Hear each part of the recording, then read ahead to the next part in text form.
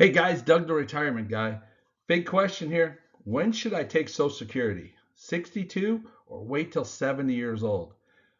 This has been a question that we've got asked many a times, and we're going to have an answer for you here. And it's such simple math to me, but let's explain it this way. So let's first meet the retirees. First one is Pilot Steve. He's 61 years old and wants to retire at 62. Our next one is Chef Ron, who is 61 and wants to retire at 62. Steve wants to take Social Security at 62 and has an income of 90,000. Ron wants to take Social Security at 70. He wants his full benefits and he has an income of 90,000. So we've made this to where everything is identical to each other. Who is smarter between the two?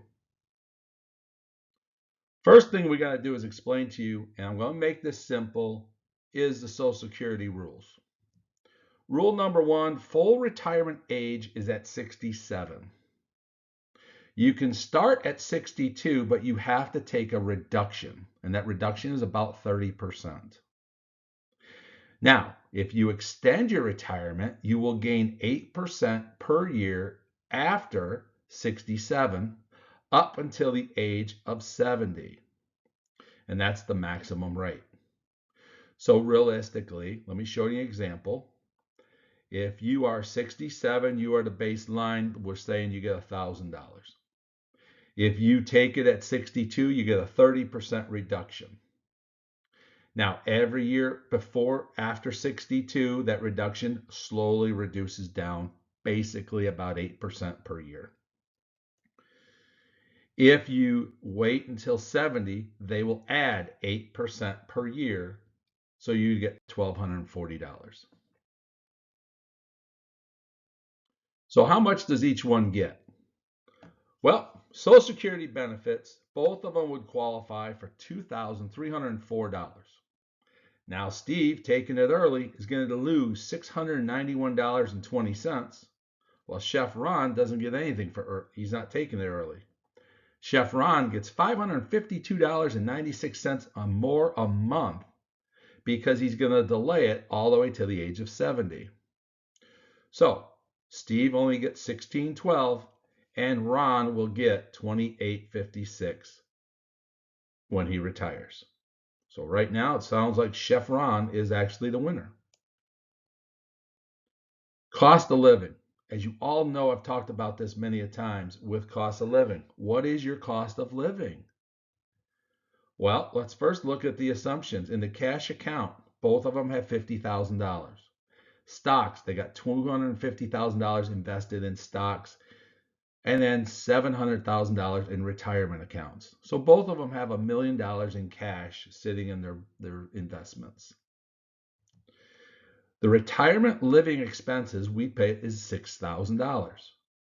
So you need to know what your cost of living is going to be in retirement. So now, the retirement accounts, and we're using the same exact numbers for both of them. The stocks, they're getting a 3% return on their stocks, and their retirement account, they're getting 7%. So they get $4,000 from their retirement account. They get $625 from their stock account. Now, Social Security, Steve gets $16.12. Chef Ron, Zippo. So that means Steve gets an extra $320 a month, while Chef Ron has to come up with $1,292 out of his pocket to cover his expenses. Now, that's not bad because he's got money in the bank to do this. So let's see where we go from here. Pocketbook at 8 years down the road. They are now both 70 years old. Steve is getting $320 each month extra, so he's gained $30,720 extra. Ron has had to take $124,000 out of his savings account to live on. So when we get down to it, Steve is at $1,030,000 and Ron is only at $875,000 because he cleared out his cash account, sold off some stocks so he could live to get that extra money.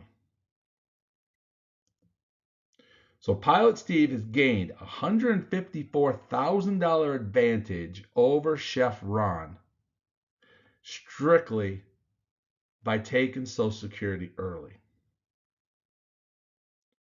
Cost of living 8 years later. Now we know there's inflation, and we would have calculated equally. But they're both living on $6,000, $4,800 from their investments, $625 for Steve's stock investments. Ron is down to $439 because he had to sell a bunch of them off. But Steve has got $1,612. Ron's getting $28,000 or $2,856. So that's an extra $1,059 per month more than Steve. So now again, Chef Ron's looking damn good. So now the pocketbook at 8 years.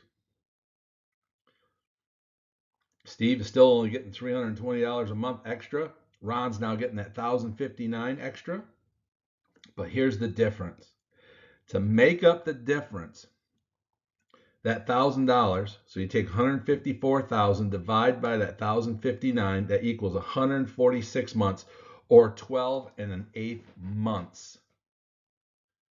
that Ron has to continue doing this to break even to Steve.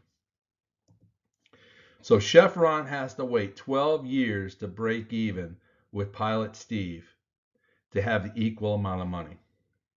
Now that's not even counting anything.